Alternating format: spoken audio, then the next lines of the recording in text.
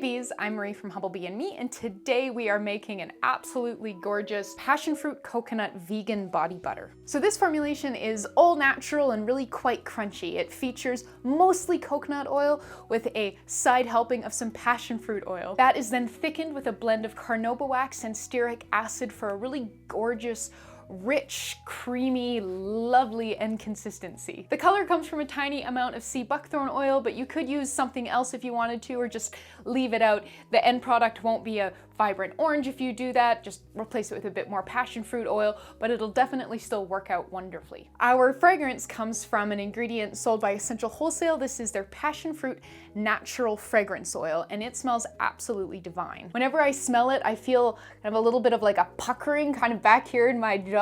I don't know, maybe that's just me, but it's got this just, it makes me want to eat a passion fruit or drink don't drink it, but oh, it smells so good. If you want to learn more about what a natural fragrance oil is, Essential Wholesale has written a blog on it, so you can learn more about that there. We have a coupon code for both the passion fruit fragrance oil and for the passion fruit oil, so make sure you're checking out the blog post for those. The making part is very simple. We're melting together the heated phase and then stirring in the cool down phase right at the end before quickly chilling this body butter in the fridge. Once it comes to room temperature, it is done, and you are ready to just envelop yourself in gorgeous coconutty, passion fruity goodness.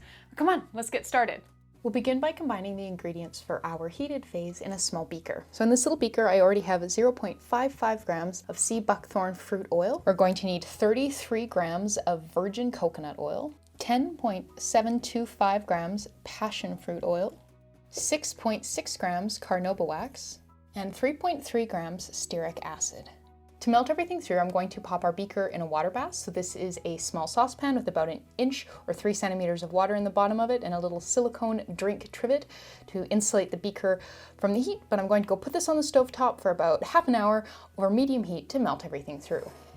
Once everything is melted through, you can remove your water bath from the heat, and then you can remove the beaker from the water bath. I do recommend making sure that you've heated up your spatula sort of with the batch. It doesn't have to be in there for the whole time, but if you take this cold spatula and stick it in here right after taking it off the heat, then it's going to get a bunch of product solidifying on it, and that's not what we want. So we're going to stir this for a wee while to give it a bit of a chance to cool down. We're trying to strike a bit of a balance between not putting something too hot on our scale, but also making sure that this is still liquid enough that when we add our cool down phase, we can stir it in and then pour it into our container. Just going to fire up our little scale here.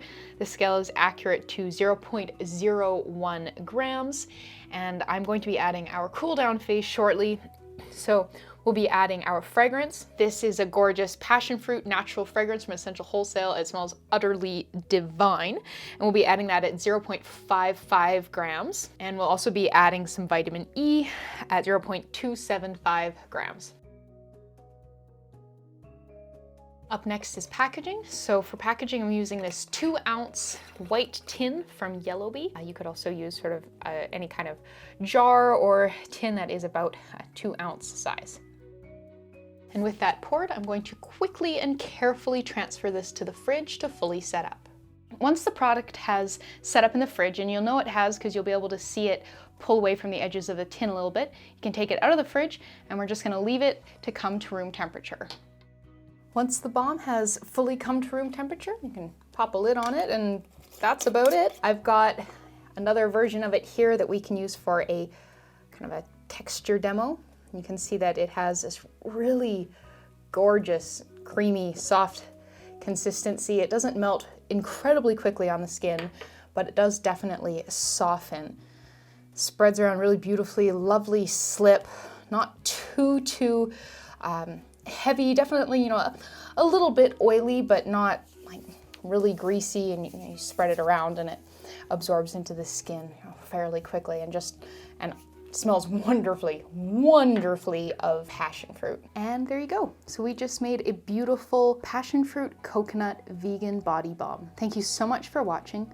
Please subscribe, and please make sure you're reading the full blog post linked in the description box below. You'll find a lot more information about this formulation there, including information on substitutions, scaling, shelf life, where to buy all the ingredients, and a whole lot more. So thank you so much, and I'll see you next time.